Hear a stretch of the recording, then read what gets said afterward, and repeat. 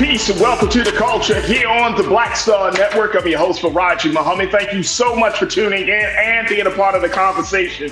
Folks, we got a lot to talk about. Let's talk about how California Senator, newly appointed Senator Laphonza Butler says she will not run in 2024. What's your take on that? What are your thoughts as she looks like she was possibly the perfect fit for the job? Well, it will open it up another conversation about who's to take the seat that late Senator Dianne Feinstein had left. We'll talk a little bit about that. Also, let's talk about how the U.S. ranks 118th in the world for racial inclusion.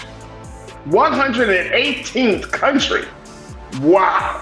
We're going to share with you some of the details of this latest finding, and more importantly, what does that mean for the Biden-Harris administration, for American people, and for the culture. So we'll have that discussion. Later on, we're going to be checking in with Dr. Bridget for this week's Reclaim Your Wellness, and we're going to be checking in with a very special guest, a woman who has worked in the beauty industry for many, many years, who's finally telling her story about those harmful chemicals and relaxers that are affecting Black women across this country. So we'll have that conversation up next. So stay with us. It's all happening on today's edition of The Culture right here on the Black Star Network. Let's go.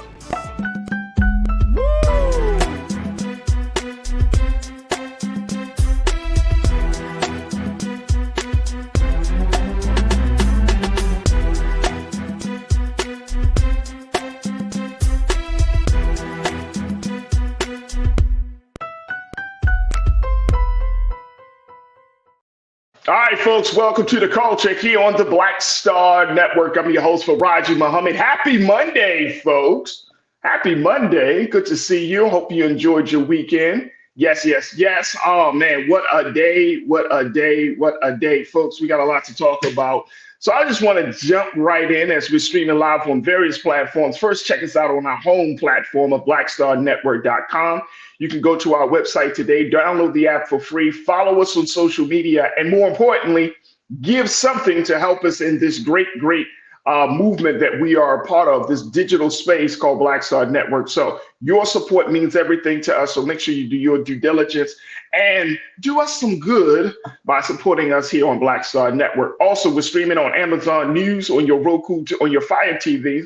Make sure you check us out there. We're also on Amazon Prime on your TV. So find us on Prime Video app under Live TV, the news, or you can find us at Amazon.com under Prime Video. Then go to Live TV, the news right there. We're also on Freevee, folks, and you can find us there right now under news. So go to Freevee's network and find us there. And finally, we're on Plex TV 24 hours a day, 7 days a week. You can also find us there on Plex TV. So big shout out to all of the spaces that we're in. Now, along with that, we're on social media. We're on Facebook under Roland Martin, as well as on the YouTube page under Roland Martin. And it's on our YouTube page where you'll find our illustrious, fantabulous culture crew that's right there. So make sure you join the conversation, join the chat as our culture crew are checking in from all across the country to be a part of the discussions about what we got lined up today. And a big shout out to my online culture crew. I see y'all checking in, Damon Blissett. Good to see you, dear brother.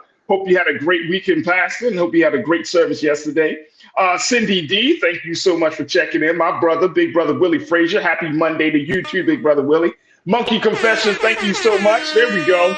Monkey, thank you so much for checking in. Ms. Deidre Hall, thank you, thank you, thank you. Conscious Thought, good afternoon, Culture.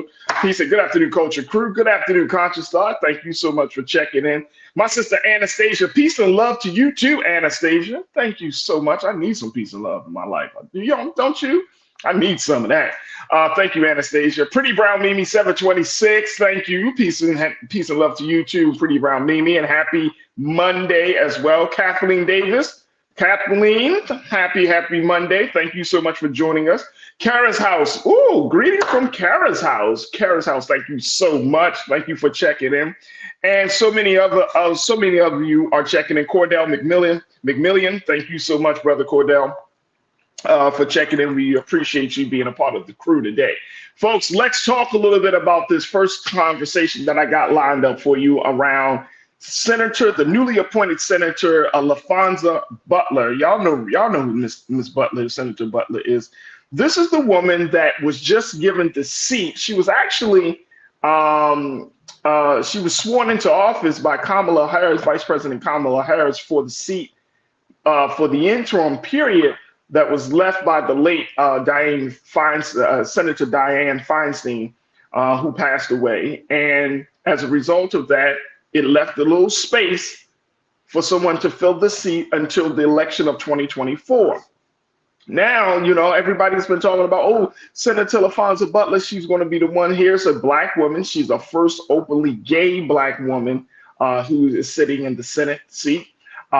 This is a woman that has shown that, she has known her way around the Beltway, as some would call her a Democratic operative. Some would say she's a Democratic strategist. She's worked under Vice President Kamala Harris and as part of her job there in that space. She's also done some work with Annalise List. So she seems to be checking off all the boxes. And guess what? She has officially came out and said that she will not be running in the 2024 election to get the full term of the seat. So she's decided to fall back from that race, which is a hotly contested race, a race that a lot of folks across the country, not just here in the state of California, is really looking at. She said this in a statement. Take a look at what she said, folks, and then I want to get your take on this. She said, knowing you can win a campaign doesn't always mean you should run a campaign. Woo! That's some political wisdom there, folks. She said, I spent the past 16 days pursuing my clarity, what kind of life I want to have, what kind of service I want to offer, and what kind of voice I want to bring forward. After considering those questions, I've decided not to run for Senate in the upcoming election. I like that. You got to be honest with yourself. You got to be honest with yourself. I liked it. I know she brings a lot of support. I know she brings a lot of experience to the conversation. But the big thing that I think that we can learn from this, folks, keeping it real with yourself. I like it. I like it. Look, if you know you don't want this life, public service life, and I think we should probably, these are questions that every public servant should probably ask themselves, right? Like, if you know you're not going to be serious about this life, you're not going to be committed and dedicated and serious about it, then why keep doing it? Don't just do it for a paycheck. Don't just do it for notoriety. Don't just do it because whatever other perks that you believe you have. You got to be honest with yourself. I love it. What kind of life I want to have, what kind of service I want to offer, and what kind of voice I want to bring forward. These are three dynamic questions. So to Senator Butler, I tip my hat to you because you were honest. You were honest. I think, you could have probably ran and got the support that you need, got the monies you needed to raise for the fundraiser. But the simple fact is, at the end of the day, you have to wake up and say, do I want to do this job? And how many of us, folks, let's keep it real. How many of us do jobs just because, not necessarily that we want it, but because we feel like, it pays well. Oh, all right, this job will lead me to the job I really want to have and all of that stuff. I like it. I like it. All right, I got to take a quick pause. I want to come back and I want to get your take on this. What do you make of Senator Laphonza Butler's decision to not run in the 2024 election for the Senate seat for the state of California? And some of those big questions that she posed herself. What's your take on that? We're going to get to your comments when we come forward, so stay with us. We're just getting started here on The Culture, so stay with me. It's The Culture right here on the Black Star Network.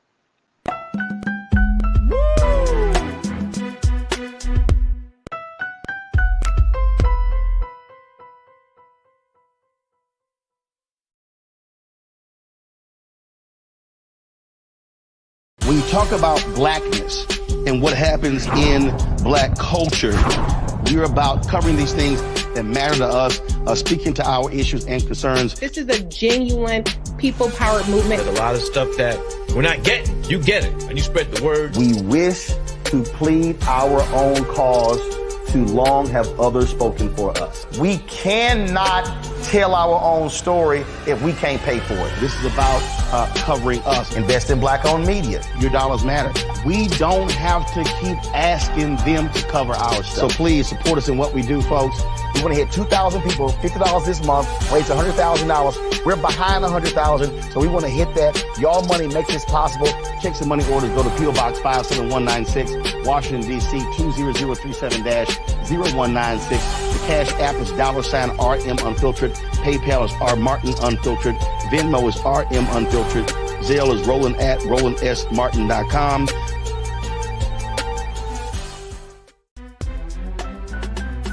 I'm Farajii Muhammad, live from LA.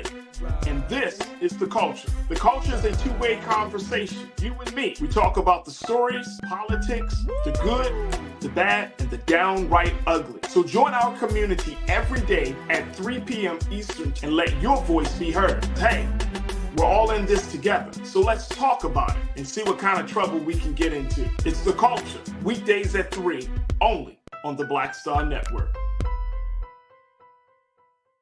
Folks, Black Star Network is here. Oh, no punching! I'm real revolutionary right now. Support this man, Black Media. He makes sure that our stories are told. Thank you for being the voice of Black America, Roland. Stay black. I love y'all. All momentum we have now, we have to keep this going. The video looks phenomenal. See, there's a difference between Black Star Network and black-owned media and something like CNN. You can't be black-owned media and be scared. It's time to be smart. Bring your eyeballs home. You dig?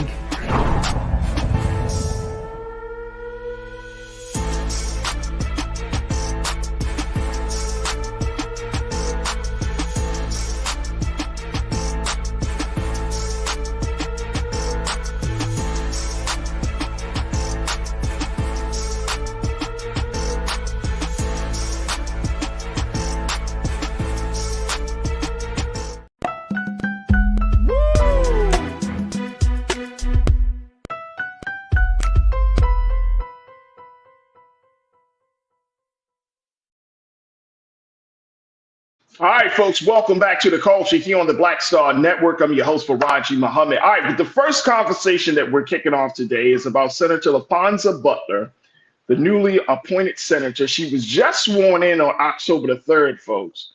And 16 days later, in the midst of her service, her public service, she has officially announced that she will not be running in the 2024 Senate election that is captivating California and the rest of the country. She said in a statement, knowing you could win a campaign doesn't always mean you should run a campaign. I know this will be a surprise to many because traditionally we don't see those who have power let it go. It may not be the decision people expected, but it's the right one for me. Woo! Can we get a little hand clap or something, y'all? Because I need something. I need a little something. Can we get a little hand clap, a little snappy finger, something? Something. Hand clap. There we go. All right, there we go. But I appreciate the simple fact that she is honest with herself. And I think that that's the big part of this, right? Like understanding the work. Like she's 16 days in her work. She's probably been exposed to some things already. And she's probably asking, like, do I really want to do this for the next, couple of years? Do I want to go through this process of trying to not just talk to the people, not serving the people? Matter of fact, I bet you for most political, and this is just my speculation. This is nothing backed by evidence, but I bet you, folks, that the part of actually serving people, your constituents, is probably the least. Is not the hardest part of the job. It's probably dealing with the politics of everything else, your role and the lobbyists and all of them other folks, and dealing with your colleagues and stuff. That's probably the headache of the job. You're probably so happy to go back to your constituents and listen to their little small things that we put on. Like, this. What about trash? What about this? What about that? School. Not dealing with the Washington politics. So that's possibly part of a reason, but I do agree with her that, you got to ask some very hard questions And then you got to ask yourself, is this really what I want to do? All right, let me get your take on this, Drew. As we talk about this, do you think that she made the right decision? What do you think of her decision making? Because it is a very, very crowded field of people that is going to be running for Senate for that seat come next year. That already includes Democratic U.S. Representative Barbara Lee of Oakland. Y'all know Representative Barbara Lee. Katie Porter of Irvine and Adam B. Schiff of Burbank. There's also a former Los Angeles Dodgers star, Mr. Steve Garvey, who is a Republican, saying that he will run as well. But it is Mr. Schiff and Ms. Porter that are leading in the polls. According to the reports, they have raised the most money in the race with tens of millions of dollars between them to spend in the coming months.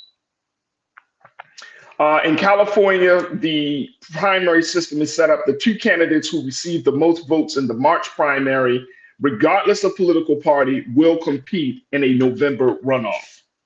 So that's what they're saying. Now, there was this political science professor out of Cal State Long Beach, Matt Laphonza.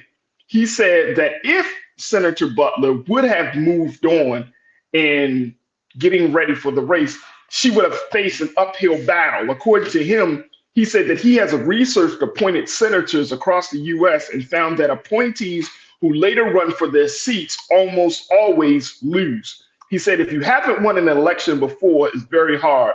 That's no knock on her skills personally. It speaks to the difficulty of being a newcomer and beating experienced politicians. All right, folks, what's your take on this as we talk a little bit about this? What do you think? Do you think this is a good idea for Senator Butler? Did she make the right decision? I think she did. I would rather have someone bow out gracefully instead of holding on to power when they really don't want to be there. All right, let me hear from what y'all got to say. Here it is. Let's start with Sharon Brooks. Good afternoon, Sharon. You said, but what about those of us who we really want to see Representative Barbara Lee, who has been doing the work and has a clear plan and a record to stand on? Just a thought. Well, Barbara Lee is going to move forward. We know she's running, but she may not be getting that type of money now. She may not be getting that type of money. According to that report, it's Adam Schiff and Katie Porter that's bringing in the dollars. So Ms. Lee may have to try to figure this thing out, because that money means you have access to the airwaves. That money means you're going to have access to more resources to build up your campaign. And so it's going to be very interesting, I think, Sharon, to see how she's going to kind of navigate through that. All right, but I appreciate you, Sharon. Thank you so much. Let me see who else is here. Cindy, you said it's not surprising she doesn't have the same backing as Adam Schiff and Katie Porter. Yeah. She might have think that she did because she's gotten that connection with the vice president. She's got the connection with the California governor, who probably, most likely, he's not going to intervene because that'll be a major conflict of interest. But she knows a lot of people. But I'm going back to what that political science professor said. It's one thing to be in the seat. It's another thing you got to run for the seat. Those are two different skill sets. Those are two different dynamics at play there. So I definitely think that she would have to raise a lot of money in a very short period of time if she was talking about really winning against Adam Schiff and Katie Porter, at least in that space. Nicole, you said Senator Butler is not obligated to run for the U.S. Senate seat in 2024. Perhaps she is holding the seat for another Black candidate to run in 2024. We have to understand seasons are temporary. Ain't that the truth? Well, if she holds the seat, say for Barbara Lee, again, you got to figure out, okay, is Barbara Lee going to take everything forward, right? But to that point of we have to understand seasons are temporary, absolutely. Absolutely. I just love the fact that she was honest. I love the fact that she was honest with herself. She asked herself some very important, some very needed questions, like, do I really want to do this job? And I wish more political folks would ask themselves the question, because you already could tell if somebody's just there for they actually want to serve for the public good, or if they just there to pick up the check and get the perks. So you can tell. Nicole, thank you so much, sis. Willie Frazier, my big brother, you said, well, Newsom said he didn't want to put someone on that was going to run, that would be putting his finger on the scale. 3 powerhouses are running for that seat. It's going to be wild. Yeah, that's a great point. That is a great point. You don't want to bring somebody into it. They probably talked about that beforehand. And it's like, the likelihood of me actually running for the seat is very low. So he's like, perfect. Let's put you in the seat for right now. You know me, I know you.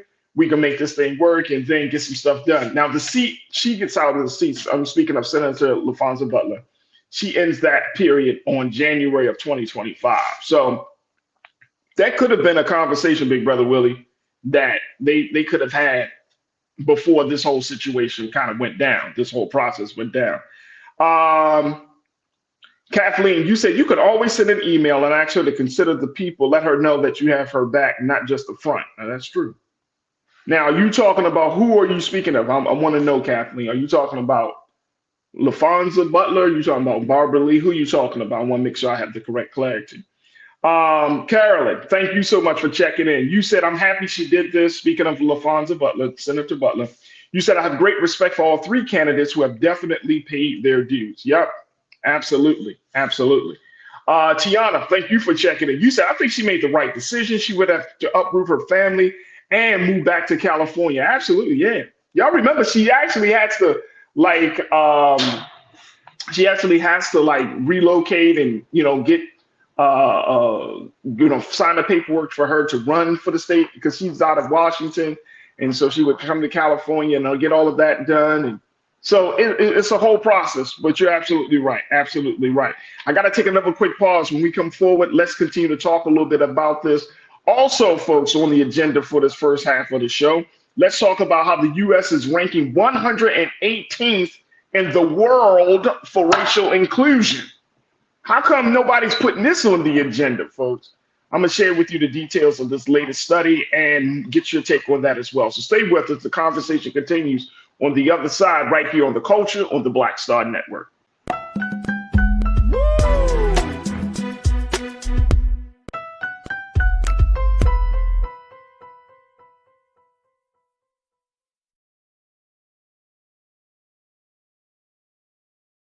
Black Star Network is here. Oh, no punch! I'm real revolutionary right now. Thank you for being the voice of Black America. All momentum we have now, we have to keep this going. The video looks phenomenal. See, this difference between Black Star Network and black-owned media and something like CNN. You can't be black-owned media and be scared. It's time to be smart. Bring your eyeballs home. You dig?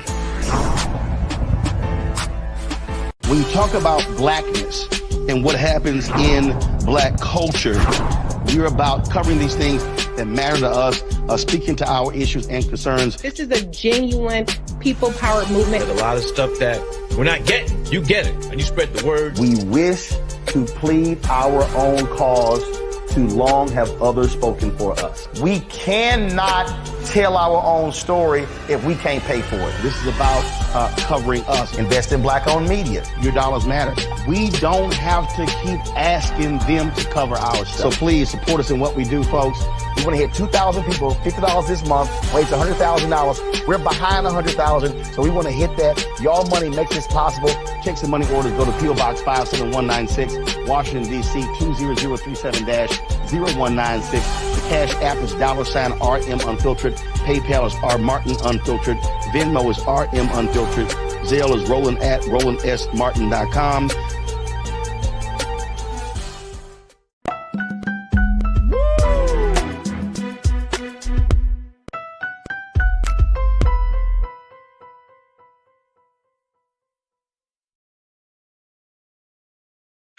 All right, folks, welcome back to The Culture here on the Black Star Network. I'm your host, Farajii Muhammad.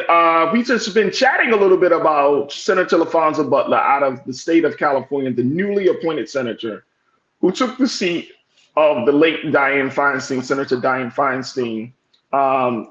Senator Butler was sworn in on October 3rd. 16 days later, she has officially decided, or last week, that she would not run in the 2024 Senate election. That's coming up, and that field is getting crowded with more and more Democrats and a couple of Republicans. But Senator Butler says she's not moving forward with this. She's pretty much going to do this fill-in term period and then be done with it. She'll be ending her service January of 2025. And she made a point. She asked some pivotal questions to herself. And more importantly, she wanted to be honest with where she was in this whole process. Now, very quickly, Real Brooklyn, you checked in, my brother. Good to see you, sir. You said, what kind of life I want to have, what kind of service I want to offer, and what kind of voice I want to bring forward. The first concern is usually the deciding factor. She knows it's guerrilla warfare. This is what Senator Butler said in her statement. And Real Brooklyn, you're bringing this up, saying that the first concern is usually the deciding factor. She knows it's guerrilla warfare. Absolutely. Absolutely. And then, Real Brooklyn, you bring up an excellent point too, bro. You said she is bowing out because of her statement, quote, what kind of life I want to have. That pretty much says she doesn't want the heat. Politics today is a take no prisoner mentality. I would agree. You got to ask yourself, like, look, anybody who wants to get into this political thing, this political space, you got to have thick skin. You got to be ready to go to war. Guerrilla warfare, is my brother Real Brooklyn saying. Guerrilla warfare, you got to. You have to. So I wanted to just bring that point up, and I think it's interesting that we are, maybe Senator Butler's view on things will spread to her colleagues right now to see, you know what, do I really want to do this? Because it's nothing like having somebody in a position of power and influence who really don't want to be there, who's really not there for the essence of the role, which is to serve the people and serve the general public in the interest of the people. You just there to pick a paycheck, collect a paycheck, or you just there to just because you get some points, you get some perks, some notoriety. It's worse. It's terrible. So great comment there, Real Brooklyn. I appreciate you for pointing that out. All right, let's switch gears a little bit on this, folks. Let's talk a little bit about this this new survey. It's not really a survey. It's what they call an inclusiveness index. Now, as we talk about all the things that are happening with Senator Butler and everything, but let's look at where is the U.S. on when it comes to racial inclusion. And Senator Butler is probably one prime example of how far this country has yet to go and how much work is left to be done. This is because, according to the Othering and Belonging Institute at the University of California at Berkeley, every year they do this inclusiveness index. And this inclusiveness index is basically a metric, a number of metrics that's used to determine whether certain countries are, how far or how progressive these countries are in key areas, right? So let me just share this from the report, based on the report from NBC News. Take a look at this, folks. The Othering, this is the United States ranked, we can go back to that, please, Lee. The United States ranked 118th in the world for racial inclusion, according to the annual tally. 118th in the world, crew. 118th in the world. Even after the George Floyd summer of protests, even after all of this stuff that we've been talking about, 118th in the world for racial inclusion. All right, let's go to the quote now, please. Thank you. The Othering and Belonging Institute at the University of California, Berkeley, they tally every year an inclusiveness index after holistically analyzing the degree of inclusion and the protections for marginalized groups across a range of social categories such as gender, race, religion, sexual orientation, and disability. The US usually gets high rankings for general LGBTQ, except 16th place, and religion, 27th place, but ranks lower when it comes to race, 118th place, 70th, and gender, 118th place, disabilities at 70th, and gender is at 108th place. The US's inclusiveness ranking also suffered from a lack of women in elected office. For example, only 25 out of 100 US senators today are women.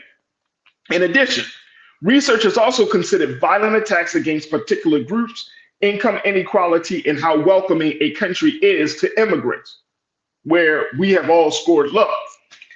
According to the assistant director and director of research for this The United States has a lot of economic inequality between social groups that also pulls down the ranking compared to the more egalitarian Scandinavian countries. Wow. So you mean to tell me that we rank lower than other countries that are deemed and are seen as not being quite as progressive?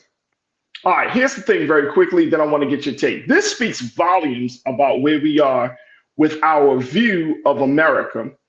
I know many of you may have heard the term American exceptionalism, the idea that we are exceptional just because of our technology, our military might, just because of our political system of governance, just because of the people. Like, there is this thing that we kind of pump ourselves up around because we're like, oh, we're America. We are the world's leader. We dictate the agenda, that type of thing.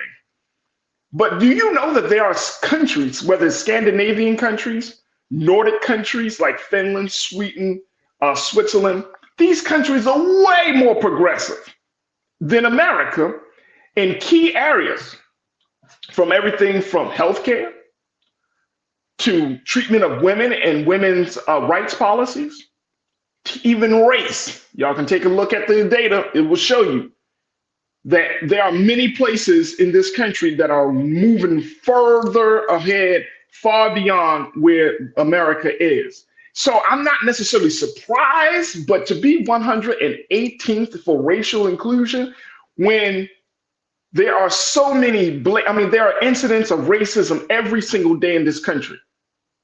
And we have not really moved the needle to becoming a more inclusive society, a more inclusive country. Folks, I got to take a quick pause, but what's your take on this? As we look at this, are you surprised by this? More importantly, 118th, this speaks volumes. We need to include this little metric into the conversation, right? Because the sentiment around race and the conversations around race in this country seems to be devoid of this very real space that we find ourselves in. Look, I got to take a quick pause. When we come forward, let me get your take on this, crew. And let's continue to talk about how the U.S. is 118th when it comes to racial inclusion. More importantly, what does that mean for the culture? So stay with us. The conversation continues on the other side right here on The Culture on the Black Star Network.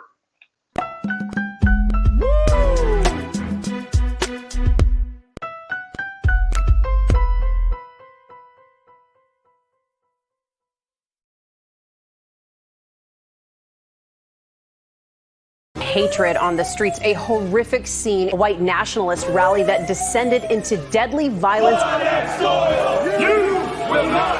White people are losing their damn minds. As an angry pro-Trump mob storms the U.S. Capitol, We're about to see the rise of what I call white minority resistance. We have seen white folks in this country who simply cannot tolerate black folks voting. I think what we're seeing is the inevitable result of violent denial. This is part of American history. Every time that people of color have made progress, whether real or symbolic, there has been what Carol Anderson at Emory University calls white rage as a backlash. This is the rise of the Proud Boys and the Boogaloo Boys. America, there's going to be more of this. Here's all the Proud Boys, guys. This country is getting increasingly racist in its behaviors and its attitudes because of the fear of white people. The fear that they're taking our jobs, they're taking our resources, they're taking our women. This is white fear.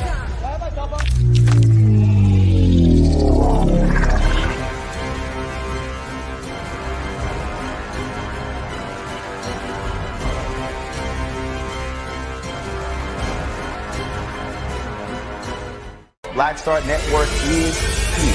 Oh, no punch! I'm real revolutionary right now. Thank you for being the voice of Black America. All momentum we have now, we have to keep this going. The video looks phenomenal. See, this difference between Black Star Network and black-owned media and something like CNN. You can't be black-owned media and be scared. It's time to be smart. Bring your eyeballs home. You dig?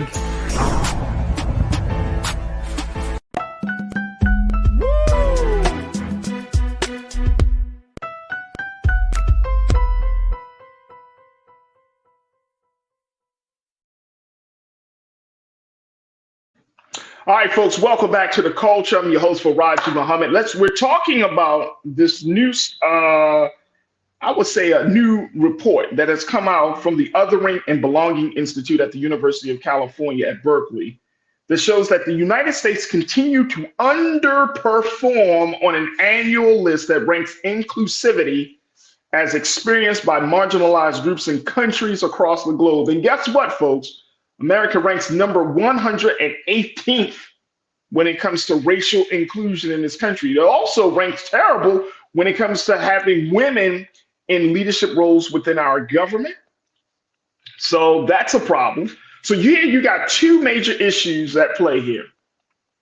I was once told that a nation can rise no higher than its woman. Women are at the bottom. Now I'm speaking of women's rights, reproductive rights, the right of women to speak, the whole women's rights movement, right? So we see women are suffering.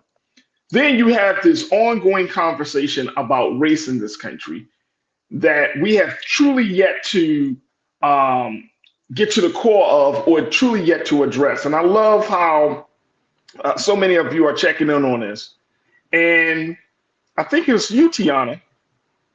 You said, oh, this is to you, Deidre. Deidre, you made that point. I think it was Deidre or Tiana. Y'all were both chatting. But you said the only way we can do better is America has to make amends for her past. We have yet to do that. We have truly yet to do that. In spite of all the things that are happening in this country every day around racial issues, racism, racial policies, exclusivity, inclusivity. I mean, in spite of all of that, we're still not having the type of movement. We're not pushing the needle far enough. So you have those two components, race and women. These are the components that will build, if they're handled well, if they are addressed, if they are made amends with, can move this country along. Now, another part of this same report, it said that America has an incarceration problem. We incarcerate more people in this country than any other country in the globe. And the assistant director and the director of this research, he made the point saying that this is constantly dragging America down in terms of on the world stage of being this progressive place, that we lock everybody up.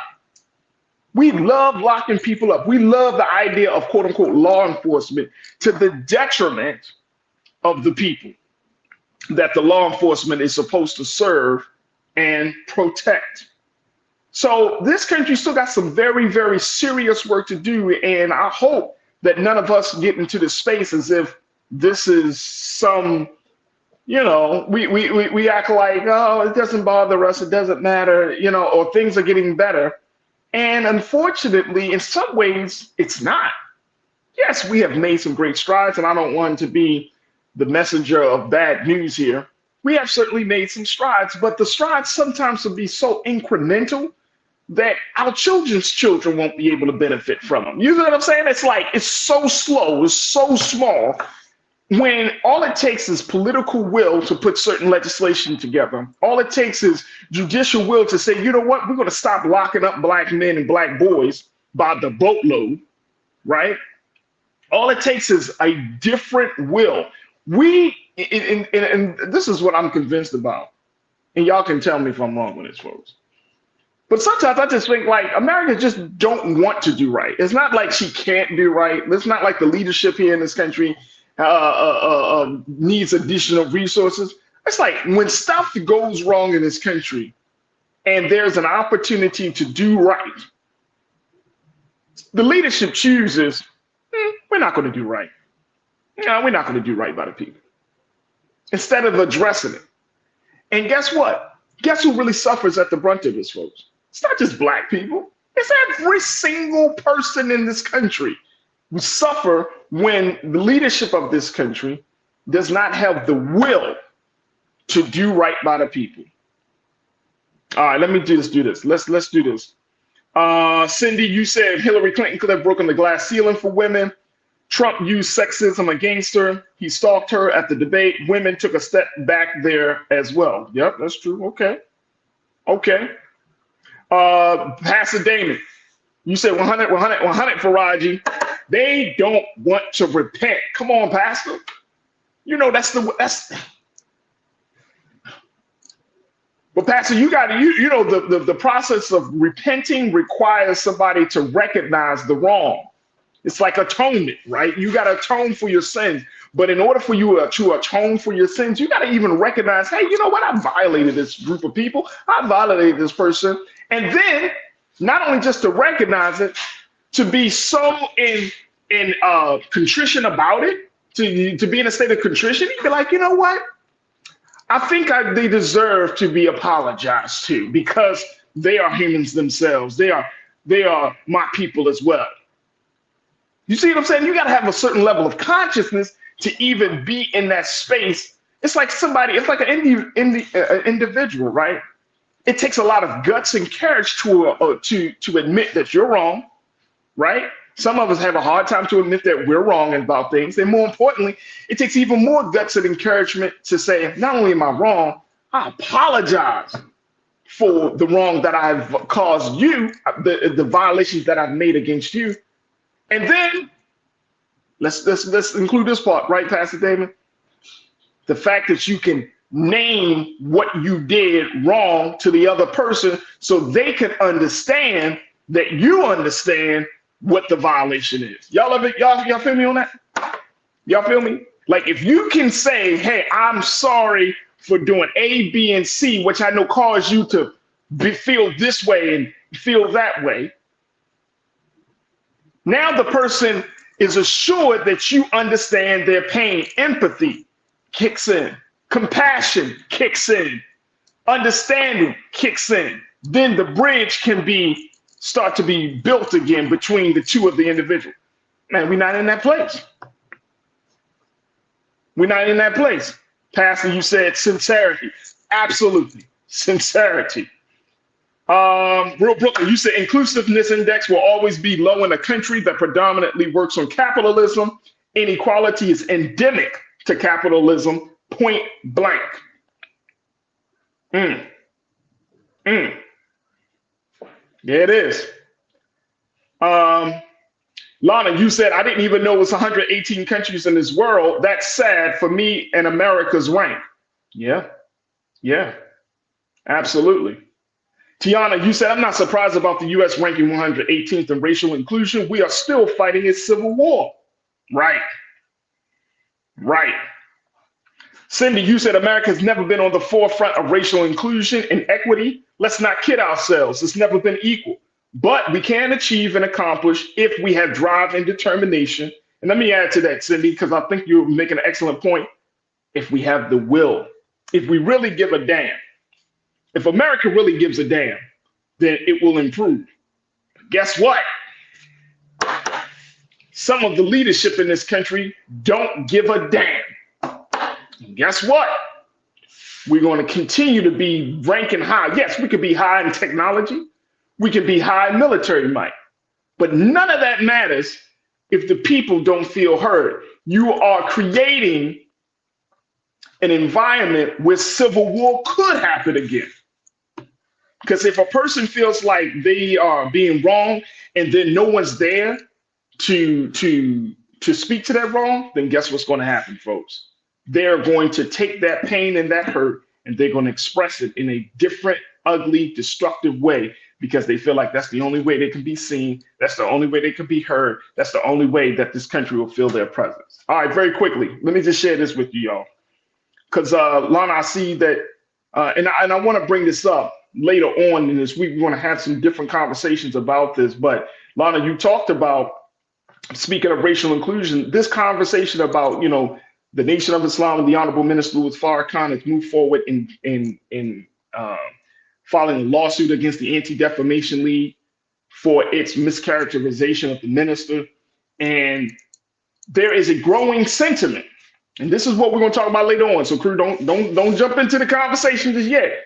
But there is a growing anti-Israel sentiment in this country that's happening now. I was reading over the weekend how Palestinians, or more Arab Democrats in the state of Michigan are not happy with President Biden, and they're encouraging, these are people that work within the Democratic parties. I'm talking about political officials and other folks within the Democratic Party are now saying we're not going to support Biden because of his stance on the Israel-Hamas conflict, right? Then we're going to talk about this later on this week. I saw this piece where Jewish people are now looking to defend themselves because they feel like they are being under attack in this country. So they're going to gun stores. They're getting self-defense classes. All of these things are happening as a result of that conflict. What is going on? The country is moving in a different direction when it comes to, and I'm saying the government may be unequivocal in support of Israel, but now we're starting to see the people are pushing back. So there's a lot in that, Lana, and I think that we should do our part to be very intelligent and very balanced, and more importantly, to be very factual about how this will play out. Because, right, guess what, folks? Black America is right still in the dead center of that storm of the growing controversy, because now Black folks are saying, look, our struggle with the Palestinian struggle, it looks kind of similar because of the way that situation is playing out. So we will do our best to try to be a part of those conversations, and more importantly, try to do our best to try to get through all of that stuff. So thank you for bringing that up, Lana. And of course, I'm hearing you, I'm seeing you, and I understand, and we definitely need to take a conversation about it. Look, we got to take another quick pause. When we come forward, let's shift gears. Let's talk about our health and wellness. Let's connect with our sister, Dr. Bridget, MD, for this week's You Reclaim Your Wellness. Stay with us. It's The Culture here on the Black Star Network.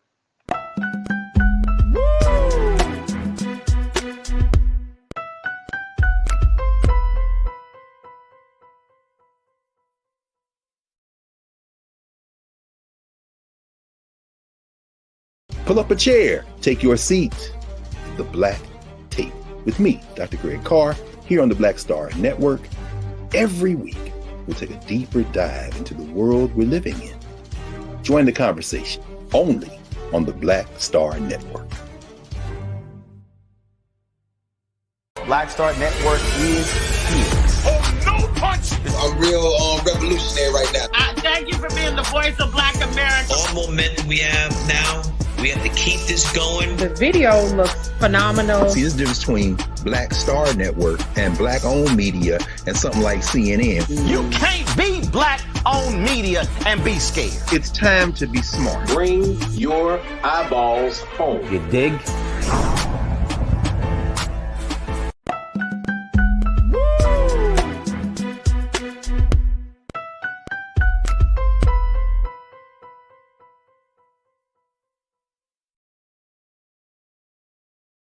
All right, folks, welcome back to The Culture here on the Black Star Network. I'm your host, Farajii Muhammad. Thank you so much for tuning in and being a part of the conversation. It is Monday, folks, and you know every Monday we check in on our health and wellness, and we check in with our sister, Dr. Bridget, MD, and let's go for another installment of this week's Reclaim Your Wellness with Dr. Bridget.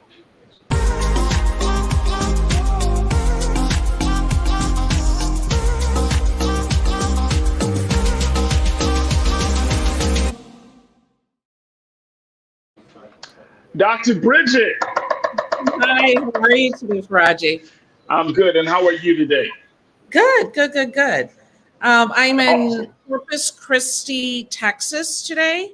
So I've traveled much farther south, and we're actually doing book signings for the Courage in Cannabis book series.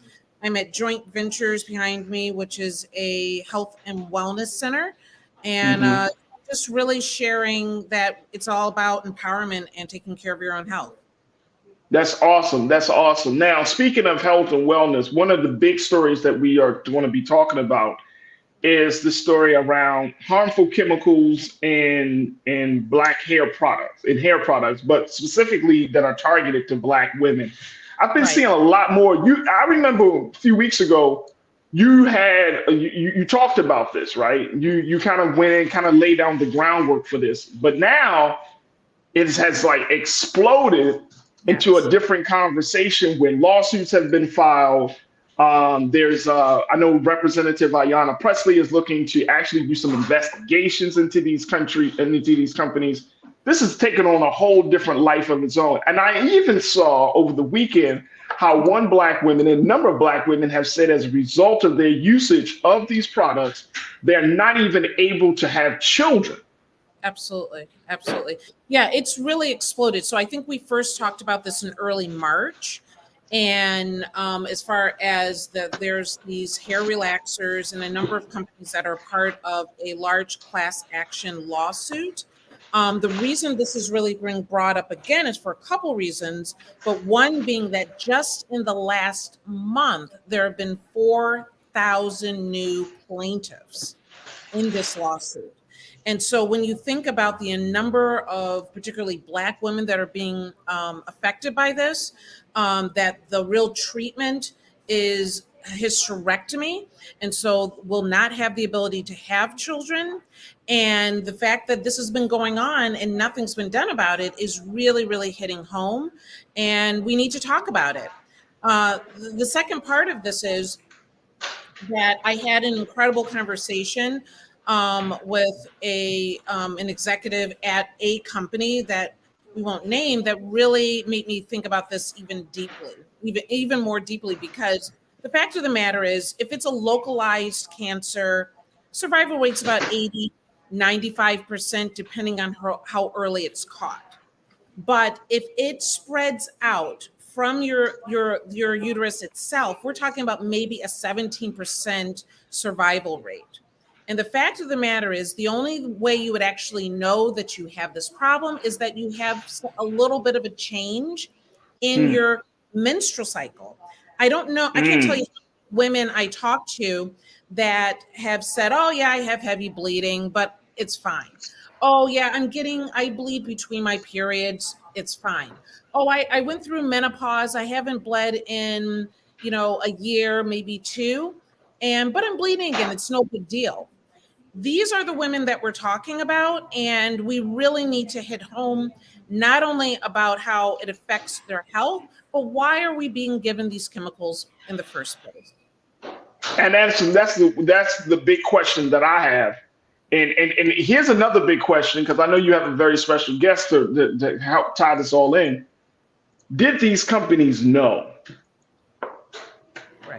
Right. And I think that's what we're looking at. I think that's what needs to be explained. And that's why, we're having such a large investigation around this, because the fact of the matter is what we've learned, and it's embarrassing to even admit, sometimes we do know things and we simply don't care because of the profit that it brings. And when you don't value the person that's actually buying your product, that's going to happen even more. And I think that that is what's happening in this situation. Absolutely. So who's the very special guest you got joining us today, Greg? Absolutely. So I have Faye Harris joining us today, who has worked for one of these companies and actually was involved in the process of creating some of these relaxers. So can bring her up, and I would like to really learn about her experience and share it with our audience.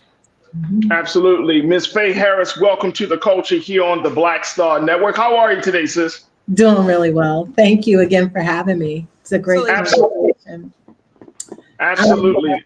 Talk to us about you. Now, you've been working in the beauty industry. You're a beauty industry veteran. You've worked in both on the side of research and development, like I would say the R&D side of things. What have you seen there, Faye? What are, now that this conversation has exploded onto the national scene? I feel like this was probably one of those best kept secrets within the industry for a very long time. But what has happened? What are you seeing now? Yes, well, I've been in the industry for a while, and I was really in a marketing capacity. So I was the marketing liaison to product development. The way that a lot of very large companies work is there's a marketing team that keeps in contact with the consumer to really understand what, in this case, she, in many cases, is looking for, what's important to her, and translate that back to actual chemists who have the technical knowledge to develop products to bring that to life. So I have had experience on the chemical platforms, relaxer in particular. And I do know that, just taking a step back, your previous segment about how the U.S. has ranked in terms of inclusivity definitely plays into this conversation because hair relaxers as a product at even the textured hair category now that has exploded really started off as a cottage industry. And I'm sure many of you and viewers are familiar with that scene in Malcolm X when he did the relaxer. And back in the day, you know, it was a direct correlation to how much the product burned, how straight your hair was going to get, right? So I really do want to start there because this is a very potentially huge issue. As you know, within the Black culture, Black women in particular, you know, particularly around, you know, the 80s, I would say 70s, the late 90s, it was just part of the culture to get a relaxer at a very early age, right? Usually before that age of menstruation, which actually is also pertinent to the conversation, and then to get your touch ups very frequently. And what happened was oftentimes these products were just made, you know, somebody's basement, someone's kitchen. That's how the whole textured hair category started. It's a very cottage, kitchen based industry where we as Black people had hair needs that were not even acknowledged by mainstream. So we made our own solutions to make that work. Then you get large companies that realize the profit opportunity in the market and come into the market and in a lot of ways carried the practices forward. Now, you also posed a great question. Do companies really know? And I do believe, again, you know, being sensitive to both sides of the issue in a way, because when you're mass producing products, and I'm talking about, you know, producing at an average on 25, 50,000 units in a run, there's a lot of chemicals that need to go into the process to make the product shelf stable, to ensure that, you know, germs, to make sure that just the safety and efficacy of the product isn't compromised while it sits on the shelf. And a lot of the concerns that we're having around beauty ingredients really stem from that. But, you know, there's that on one hand, what companies have to do to really make sure that they're producing a product at scale that provides profit, and balancing that with performance and safety and really the needs of the consumer. Now, as you just mentioned, you know, with this country being very capitalistic and profit driven, oftentimes what wins is the need to get the product out there and have it sell. You know, so yes, Dr. Bridget and I connected because I do know firsthand that unfortunately, you know, it made me feel a way at one point in my career to potentially be part of something that wasn't healthy for Black women. And certainly even for myself, I shared my personal story that in developing a relaxer system, I actually decided to go natural because I was working so closely with chemists. And I really saw what happened to the integrity of a hair strand based on this chemical process. The whole idea of a chemical treatment is that it permanently alters the bonds that are in your hair, that are in a hair strand. And, you know, type 3, type 4, basically anyone with a curl pattern, they're bonds that force that pattern to happen. And they're activated by water. We all know this. And I'm not a chemist, so I don't want to get too ahead of myself. But in that process of removing those bonds, it literally creates holes in the hair strand. And so as I went through the process and really got familiar with the technology, I realized, well, this is why my hair is not growing, why I'm constantly fighting with breakage. And then if you add color on top of that, as you know, is really popular for the look and the aesthetics of things, it just really makes it very challenging to keep healthy hair. And not to say that it can't happen, because there's a lot of women out there who do it. It really does depend on your hair texture and type, as well as the skill of the stylist that's performing the service. And I think that, in fact, I know as I've been doing my own research about how this case is shaping up, they're in the discovery phase where they're trying to really ascertain how deep ultimately companies kind of knew that the product was in essence harmful. If you look on any package right now, it's full of cautions and warnings. There are a lot of regulations, guardrails. I'm sorry, go ahead. No, we got to take a quick pause because you're dropping some jewels. So I want people to let it marinate on their head. What's all that you're saying? Literally. What you say, Doc? Really? Marinate on their head? Really? Yes, don't let it sit on your head. It just came out. But we want to let them just process. I can't even say process. They want to just let them think about everything that you just said, Doc, and Faye. And let's take a quick pause. Let's when we come forward, let's have some more of share with the next point you wanted to make, and get some comments from our online culture crew. So, folks, we're talking about the major lawsuits. We're talking about the big conversation around chemical relaxers and their impact on Black women and health of women across the beauty industry. Folks, I want to get your take on this as we talk to a beauty industry veteran and insider to get her take and her understanding, and more importantly, how do we recover from this big conversation? A lot to talk about, so stay with us. It's happening here on The Culture on the Black Star Network.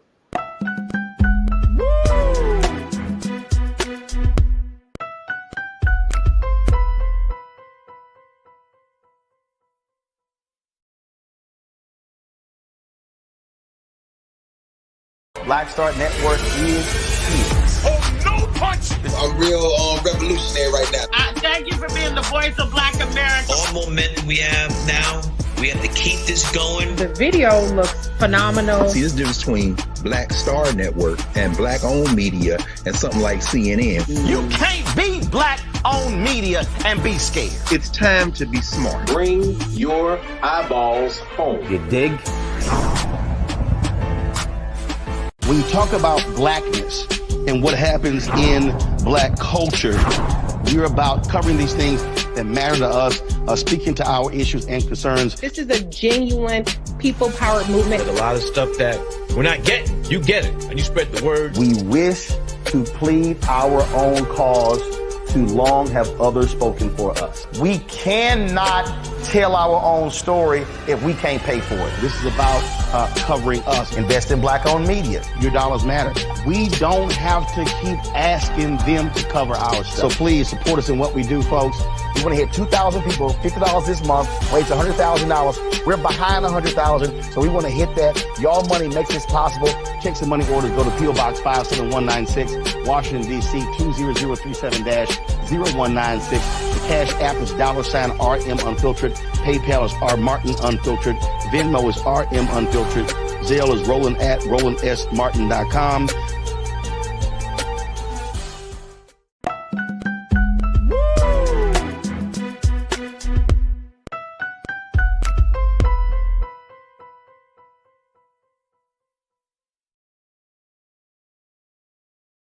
All right, folks, welcome back to The Culture here on the Black Star Network. I'm your host, Farajii Muhammad.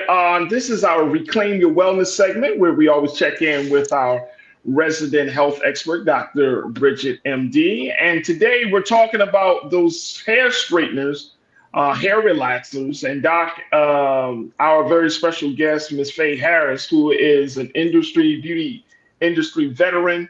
She's also the owner, the founder of Out of Sight Enterprises, which is provides a number of services and products for the next generation lifestyle brand. They actually, for Ms. Harris, your flagship product is Out of Sight Hair 3-in-1 Scalp Serum, which is a more natural based, much more healthier hair regimen system that you and your team has put together. So we're having this conversation at a very, very critical time, Doc. And Dr. Bridget, as I'm listening to what Faye said, talking about the accountability of these companies, right? As a physician, and as one who, it serves as a watchdog for a lot of this.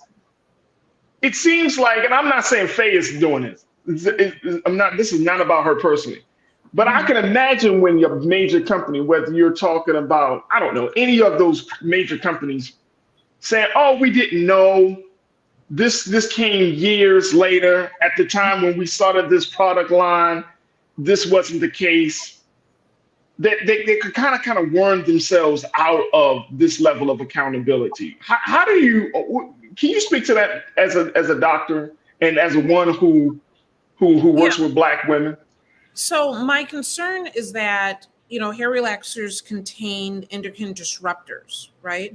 And so these endocrine disruptors that are in these products then lead to basically disrupting or causing issue with our hormone levels that leads to this uterine cancer, right? So how knowledgeable we are or not, and keep in mind that the consumer will drive demand. But when I look at why people get the cancer, meaning if you've had more than in a year, the likelihood of you getting cancer grows exponentially. We have marketed this to children, and we know that, as Faye was saying, that you really shouldn't have one before the age of 12. So we have like kitty relaxers and all these different things. And we also market it so that people are doing it every 4 to 6 weeks. And so then there's a level of responsibility that's needed in this area, right? Because whether you know every aspect of what's going on in the chemicals of this product or not, we have been taught to start early, particularly as Faye was saying, in the late 70s and 80s and going into the 90s, we were taught to start early and we were taught to do frequently. And it's not good. It's not good for any of us. And we're not taught to protect ourselves with more frequent medical exams to make sure that this isn't an issue. That's very true. So let me ask you this, Doc, and Faye, I want to get your take on this first. The U.S. FDA, the Food and Drug Administration, they has put out there that they're considering a ban on these products, on these hair straightening chemicals that may have been used by Black women, and that shows now, based on the research, it causes major problems like uterine cancer. But they're looking at putting a ban on this. Does this do anything? Does this shake the industry up from your vantage point, or is it like that comes along with the job? Well, to Dr. Bridget's point, what it does, I believe, is it gives the industry time to respond. There are technologies that are out there that can really lengthen the time of temporary straightening, like through heat methods. But again, the chemical altering process, and again, not being a chemist, I can't really speak to it intimately, but, they would need time to develop truly safe technology. And that's where I was going. Even right now, and if you take hair relaxers off the table and just think about color treatments and other chemical hair treatments, there are all types of regulations and warnings and cautions, and you're supposed to be off scalp. And there's a lot of things that the companies do to protect themselves. And they will counter that, well, it's stylist misuse. It's not supposed to touch the scalp. It's really not supposed to, touch the skin to get in the bloodstream. There's a lot of gray area there from a legality regulation standpoint. So I look at that FDA ban in two ways. One, it gives the industry a chance to respond. But like you said, it really begs the question about why, women are using these treatments. And, I guess it's great news from a health perspective, absolutely. And absolutely from a societal, cultural perspective, that now natural hair is really embraced. Relaxer usage significantly declines, significantly. Yeah. Most women don't use relaxer. So by the time the ban actually takes place, companies would have stepped in with their, bridge the gap solutions for that revenue. But here's the thing on that though, Faye, very quickly, and I know we got to take another quick pause, but the thing is that even though relaxers may have declined, and some companies may say, okay, we're going to scale back. How can we trust those companies, given if they were a huge part of this part of the process? it's one thing to take it off the products off the shelf, but it's another thing to really build that trust, whatever the company is, right? And guess what? We're in a time, and I know it as you're a marketing person, you get a famous Black influencer, put their face out there, and it's like the stamp of approval for Black America. And I'm just saying, and I'm just throwing something like, if you get, I don't know, Issa Rae. People love Issa Rae. They love what she stands for. She's pro-Black. She's for the culture. And if these companies said, hey, Issa, we'll pay you, and I'm not saying she would do this. I'm just making a point that if somebody of her caliber would come in and say, okay, I'm going to be your spokesperson for this newly redefined all-natural hair care product system from the same company that made hair straighteners that cause problems. That could be very hard for people, for Black women to keep that in. Oh, this is the same company that did this to us before. Well, people's memory can be selective, particularly if the product and short and small. I mean, and that's a whole nother conversation. But you're right. Again, it takes that type of oversight, and it takes the investment in really doing the research and doing the work. I really do honestly believe that a lot of the research to even get to this point started way late versus when relaxers first hit the market. So, and you could argue that that's because, we're not valued as consumers, but was the need really there because the product was working and people were buying, So even if you put a celebrity in front of it, that could, especially a celebrity like Issa Rae that we know roots for everybody Black, that could potentially help change the game. And a lot of these conglomerates have a lot of small Black owned businesses, purchase a lot of small Black owned businesses that consumers don't know are owned by these white run companies. So that's what I find very refreshing now. There's so many Black owned, Black run companies that are really operating at least with a respect for the consumer. But the other thing is, of course, that in this culture of capitalism, and we're going to take a quick pause, but in this culture of capitalism, if you're a small Black hair care company and you have a larger rich white company here saying, look, we'll put your products in Target, we'll put your products in Walmart, we'll make sure your products. And just like my sister Sharon Brooks said, that she said, she made this point, they already buying up Black good products. Example, Carol's daughter. Yes, exactly. I feel like we've already believed in us, supporting us, because look at some of the companies that are of concern. They might not have been, we're not aware that whether they're Black owned or not, but when you look at these brands, when you looked at Dark and Lovely, when you looked at, Motion Soft and Beautiful, in my head, I'm thinking, wow, I'm looking at this product. This must be a product company that is making something safe for me, because you see the box, you see people that look like you on the box, that from all that you can tell, it is a Black-owned company, and you buy into that. Now, the only thing that you're saying, Farajii, is that we're stepping it up and we're getting a celebrity involved, but I already bought into it the first time because I saw someone that looked like me on the box. But and I mean, that's the problem. I got to take another quick pause, sisters. When I come forward, let's continue the conversation. Plus, we got some comments from our crew. So, crew, we're going to post your comments as well. And let's continue to talk about this. How do we handle this latest situation where some people say is a health assault on Black women? Stay with us. The conversation continues right here on The Culture on the Black Star Network.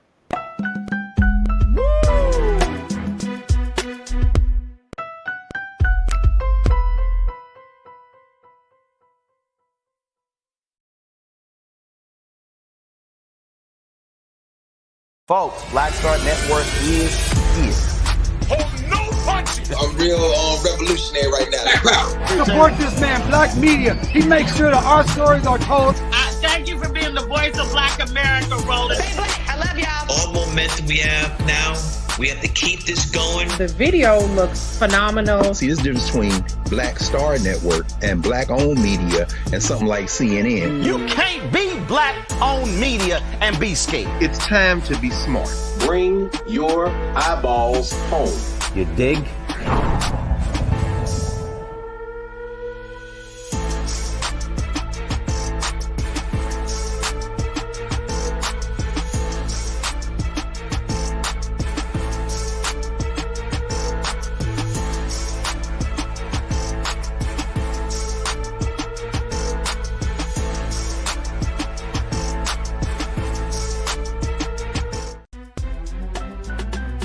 I'm Farajii Muhammad, live from LA. And this is The Culture. The Culture is a two-way conversation. You and me. We talk about the stories, politics, the good, the bad, and the downright ugly. So join our community every day at 3 p.m. Eastern and let your voice be heard. Hey, we're all in this together. So let's talk about it and see what kind of trouble we can get into. It's The Culture, weekdays at 3, only on the Black Star Network. When you talk about blackness and what happens in black culture, we're about covering these things that matter to us, speaking to our issues and concerns. This is a genuine people-powered movement. There's a lot of stuff that we're not getting. You get it, and you spread the word. We wish to plead our own cause. Too long have others spoken for us. We cannot tell our own story if we can't pay for it. This is about covering us. Invest in Black-owned media. Your dollars matter. We don't have to keep asking them to cover our stuff. So please support us in what we do, folks. We want to hit 2,000 people, $50 this month, raise $100,000. We're behind 100,000, so we want to hit that. Y'all money makes this possible. Check some money orders. Go to P.O. Box 57196, Washington, D.C. 20037-0196. The Cash App is $RM Unfiltered. PayPal is R Martin Unfiltered. Venmo is RM Unfiltered. Zelle is Roland at RolandSMartin.com.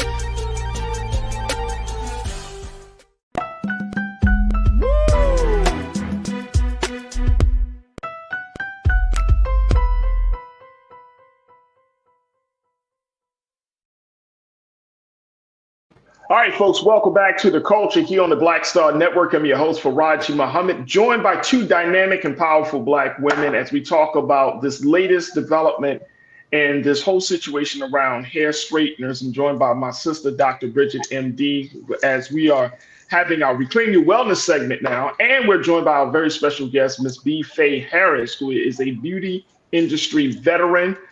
She's a marketer, and she is also the founder of Out of Sight.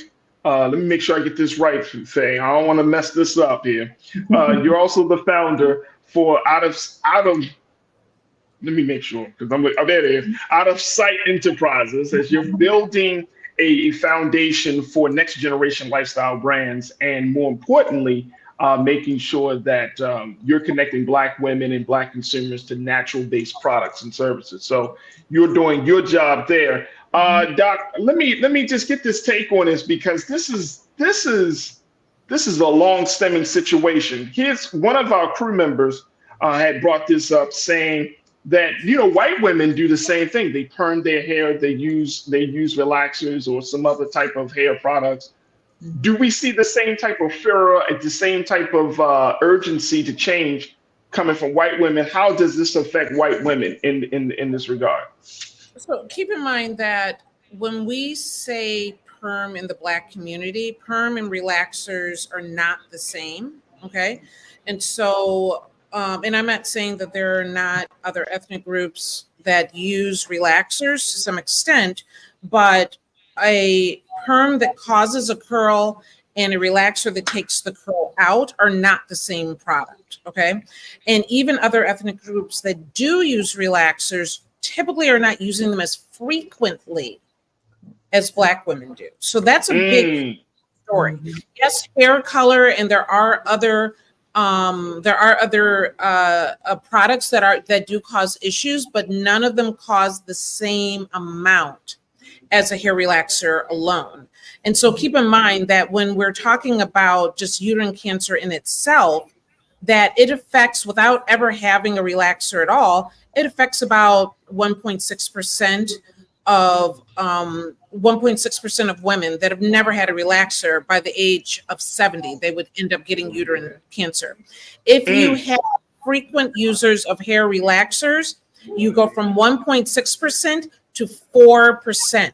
Keep in mind that might sound small to you in numbers, but in reality, that's a humongous gap. And That's so huge. in the case, it needs to be taken seriously.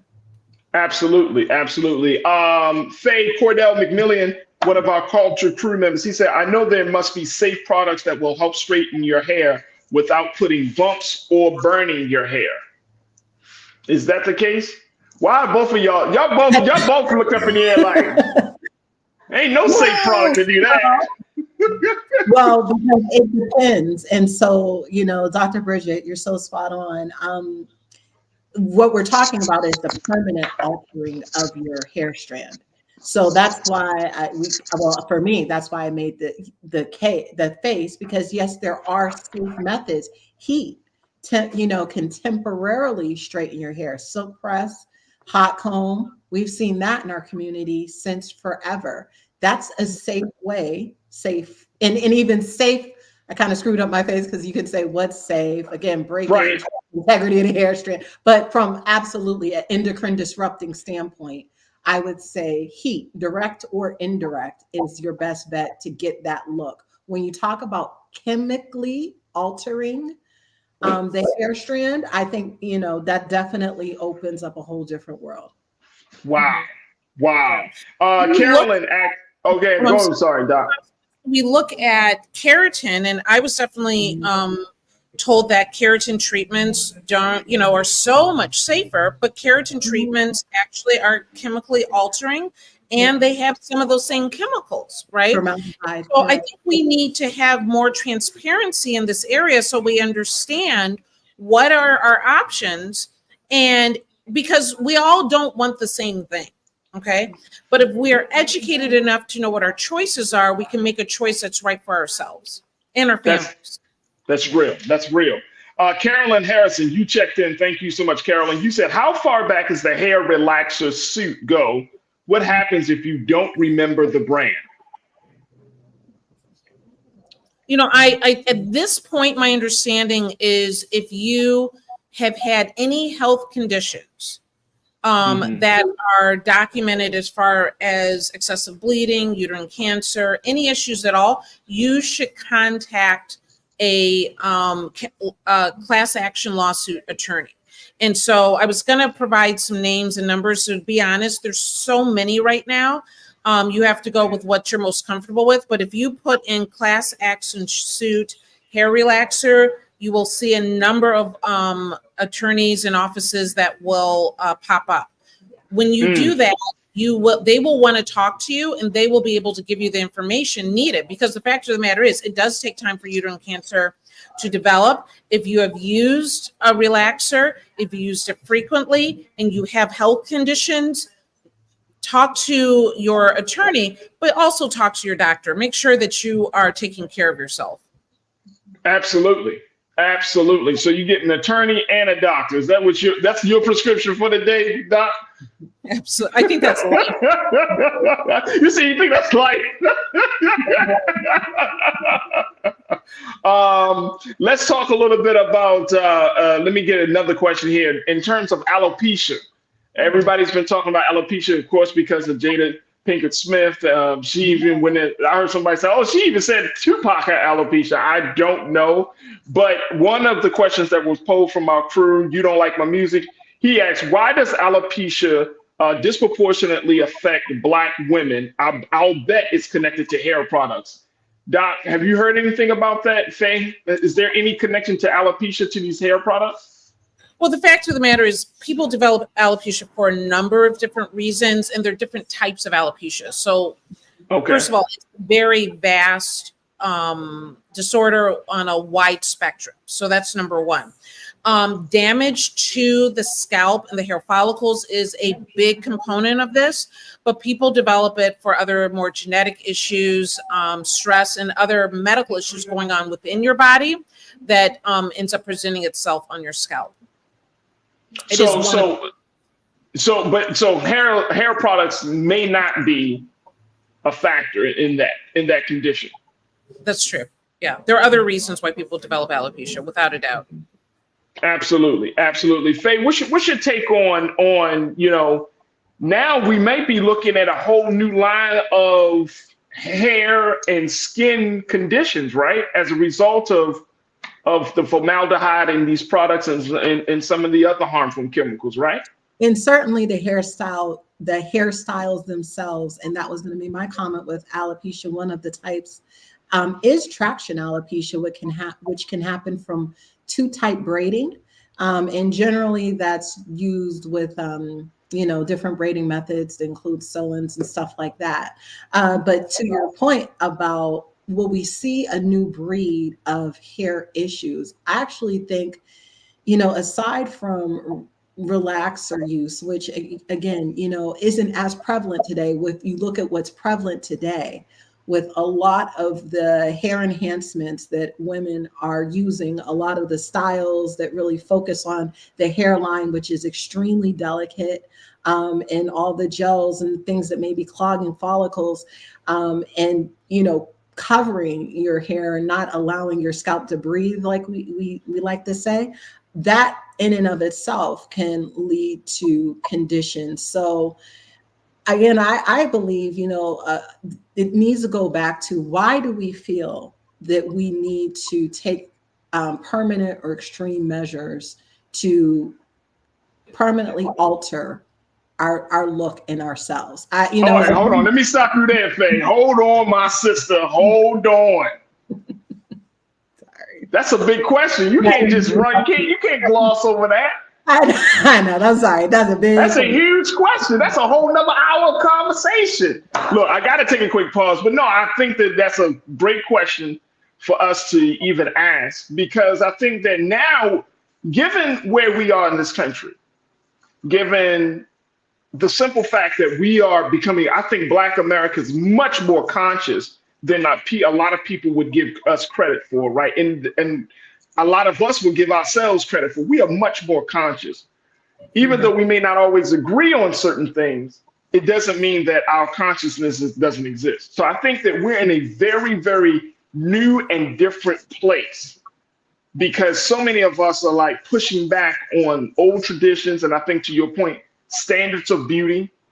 I think many of us are pushing back on how we're supposed to express ourselves and live our lives, whether it's talking about hair, whether it's talking about our relationships, whether it's talking about self-expression. I think that we're all kind of in this transitory space within ourselves and our culture. So I think that big question that you pose is at the heart of this. Like, who are we doing this for? Why are we doing these things to ourselves? At what cost? I think this is getting to the heart of the matter, which is we're trying to find ourselves after 400 plus years of chattel slavery, after all of this systemic issues. I think Black men and Black women in this country, we are just literally like, you know what? Enough is enough. I am me, and y'all gonna get all this me.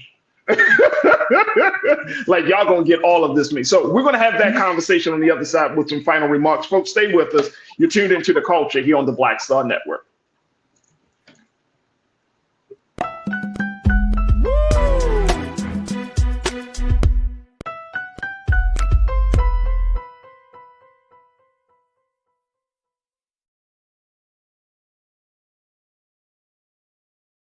Black Star Network is here. Oh, no punch! I'm real revolutionary right now. Thank you for being the voice of Black America. All momentum we have now, we have to keep this going. The video looks phenomenal. See, there's a difference between Black Star Network and Black-owned media and something like CNN. You can't be Black-owned media and be scared. It's time to be smart. Bring your eyeballs home. You dig? When you talk about blackness and what happens in Black culture. We're about covering these things that matter to us, speaking to our issues and concerns. This is a genuine people-powered movement. There's a lot of stuff that we're not getting. You get it, and you spread the word. We wish to plead our own cause. Too long have others spoken for us. We cannot tell our own story if we can't pay for it. This is about covering us. Invest in Black-owned media. Your dollars matter. We don't have to keep asking them to cover our stuff. So please support us in what we do, folks. We want to hit 2,000 people, $50 this month, raise $100,000. We're behind 100,000, so we want to hit that. Y'all money makes this possible. Checks and money orders go to P.O. Box 57196, Washington, D.C. 20037-0196. The Cash App is $RM Unfiltered. PayPal is R Martin Unfiltered. Venmo is RM Unfiltered. Zelle is Roland at RolandSMartin.com.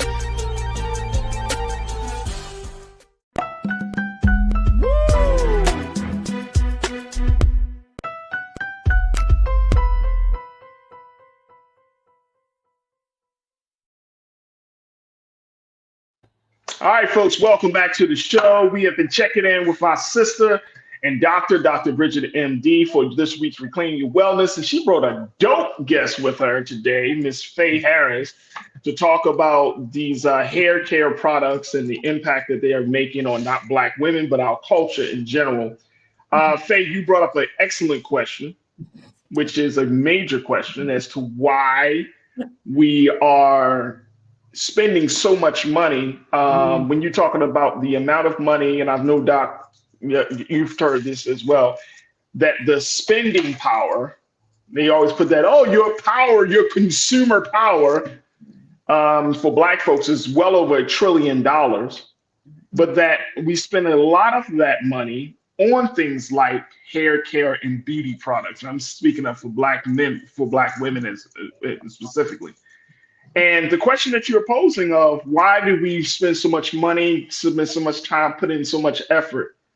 And I think that it's something that's been driven in us as Black folks in this country. We are constantly trying to make ourselves acceptable. Mm-hmm.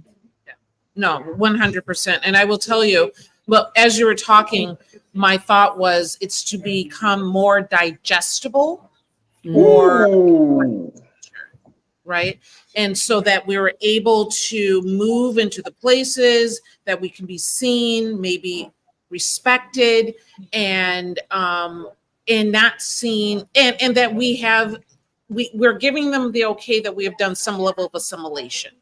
Mm-hmm. That makes them comfortable, right? And we have been taught that generationally for so long. Come on, Dallas. Come on. That we don't know any other way. You know, I told someone today that not only is fear the biggest way to control people, right? But fear is what keeps us in our place. And our fear of not being accepted and seen and elevating will often hold us back. And, you know, I feel like we're in a different place now than we definitely were in the 80s and, you know, early 90s. And I feel like it's a progression and that we're, as you said, becoming more conscious, becoming more aware of our worth and who we are and who we can be. But when you have a people that have been taught this for so many years, hundreds of years, it is not undone with, you know, just a good conversation or advancement in medicine or advancement in our culture. It is fear is what holds people back. And little by little, I hope we're getting there. And I think that's an excellent point. And I think, Faye, it also is Black women are tapping into their inner beauty more than any other, I think more than any other group of people, any other demographic, right? Because for so long, Black women have been told that you're not beautiful because of our experience in chattel slavery. And I know some people might be watching this and they'd be like, why are you always bringing that time period up? Like, it's so ingrained in our DNA and in our culture. Like, you cannot talk about any systemic, longstanding Black issue if you don't include what has happened to us when we were considered property. Like and it wasn't that long ago. And it wasn't that long ago. Right. That's an excellent point. Excellent point. It wasn't that long ago. Like we didn't have this country. We're coming up on the 250 years of America in 2026, and we're just still getting out of this thinking. The standards of beauty, how we see ourselves, the value that we place on ourselves. Like, I don't know about anybody else, but I know for me as a Black man in this country, I have to wake up every day and make a conscious effort to reaffirm my identity, my humanity, my Blackness every day. Every day. Yeah. And, along that point, I do think what does make the Black experience unique is that no one does it like us. And again, this industry started because when there is no way, we make a way. Back when there were no products, I'm talking about not even combs or accessories for Black hair. The things that our ancestors did to care for themselves, to present themselves in a regal way in the most inhumane circumstances is what really gives me hope. And as we have this conversation about the future of textured hair and where this all can go, I'm really encouraged that it's going to cause a lot of women and men to look back to actually what worked in the past. This Mother Earth, I feel as a people, we're very connected to nature and the earth.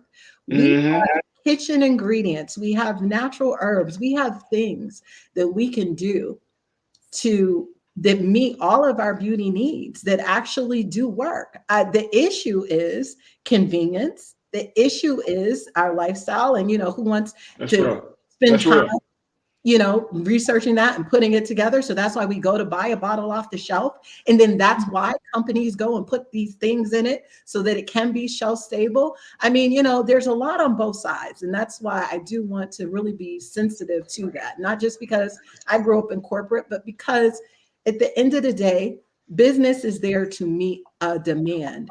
Successful businesses offer solutions.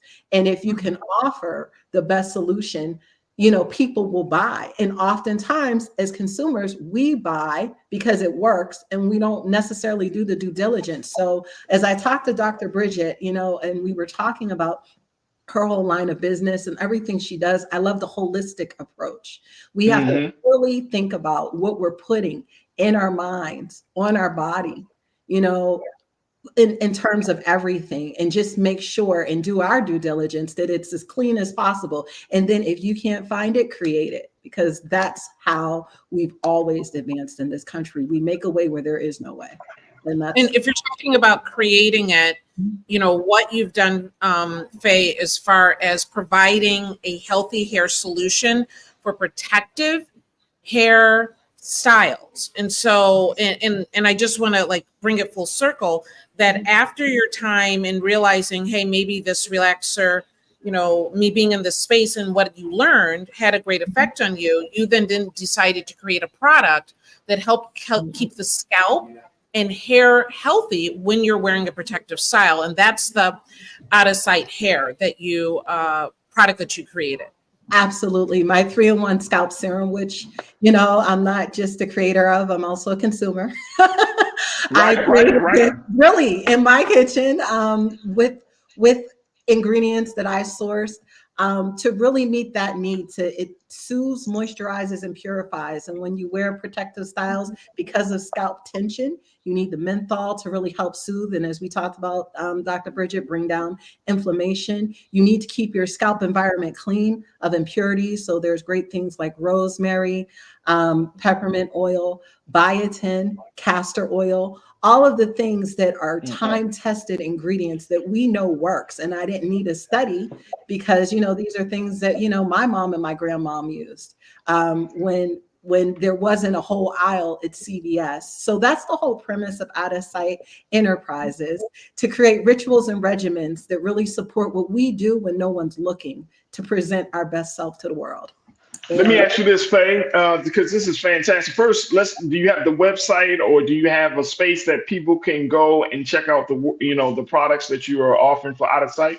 Sure. www.outofsighthair, and of course, for the culture, it's OUTTASIGHT.com. The Out of Sight Hair, HAIR.com. So again, that's www.OUTTASIGHTHAIR.com. Outofsighthair.com.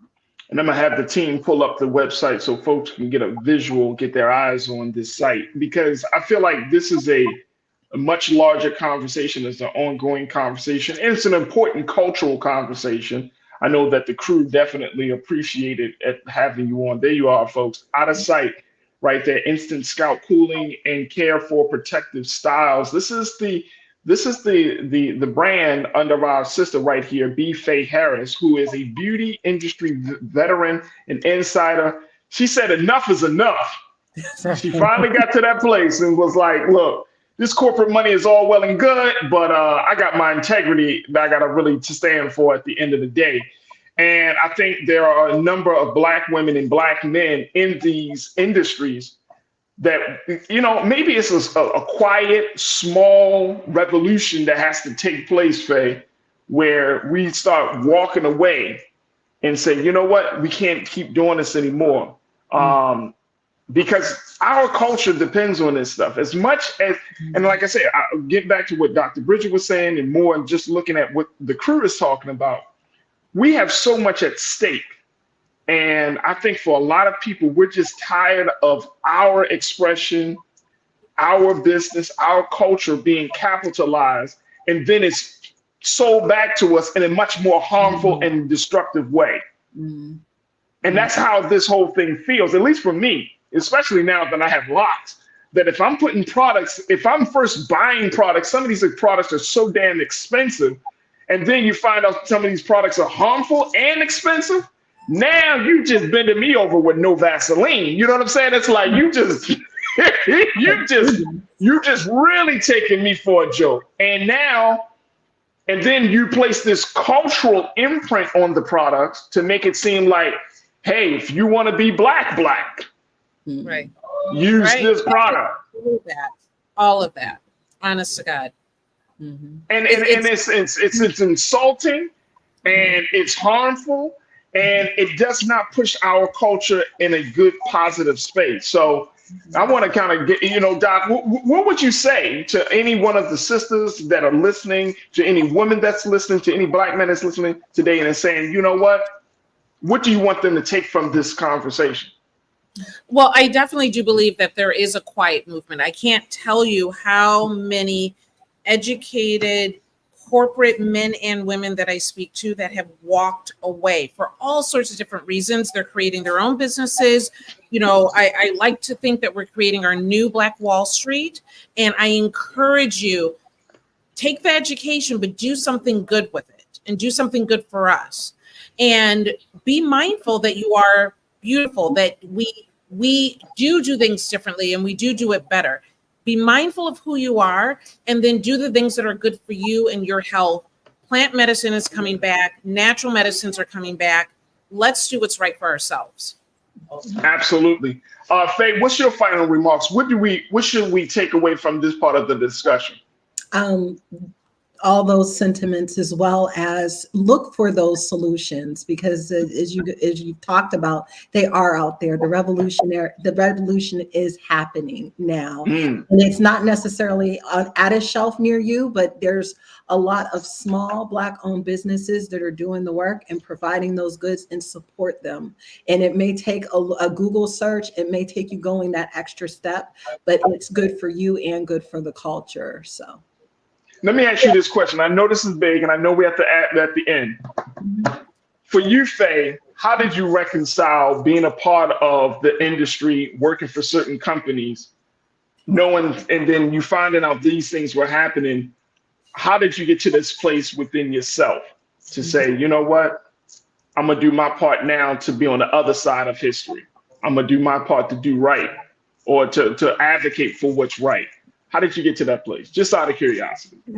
Just simply by being there. I walked in bright-eyed and bushy-tailed. I couldn't wait. It was brands I knew, I loved, I used. I'm thinking I'm going to be the face on the box.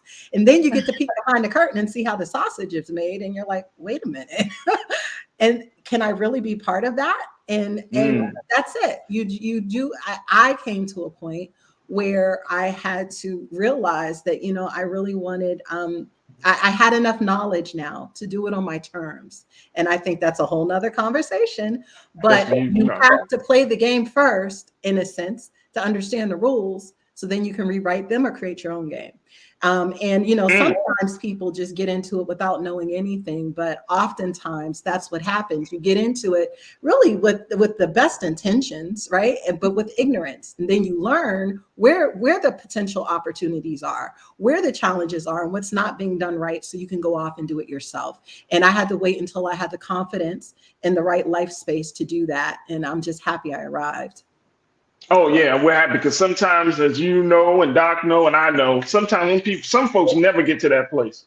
Yeah. Some people never get to that place. So I'm so happy that you arrived as well. Miss Faye Harris, founder of Out of Sight Enterprises. Doc, what an excellent guest that you brought to us, and we truly, truly appreciate it. And I know, Doc, that you're going to keep your eyes on these lawsuits and the next steps and everything for us, right? Absolutely. No, we'll stay on top of it. And I'm glad, Faye, thank you for doing this today, and we might have to bring you back on this as well. So we'll see. Absolutely. Thank you so much, sisters. Truly appreciate you both. All right, folks, that's going to do it for us. I thank y'all so much. Hopefully you enjoyed that part of the conversation, and so many other questions that I definitely believe so many other questions are going to pop up. But so many of you have asked and really commented on some wonderful, wonderful part of this discussion. So I truly appreciate you so much. Sharon Brooks, thank you so much. I see the McCollum, thank you so much. Anastasia, thank you so much. So a lot of the sisters in the chat, thank y'all so much, because this affects us.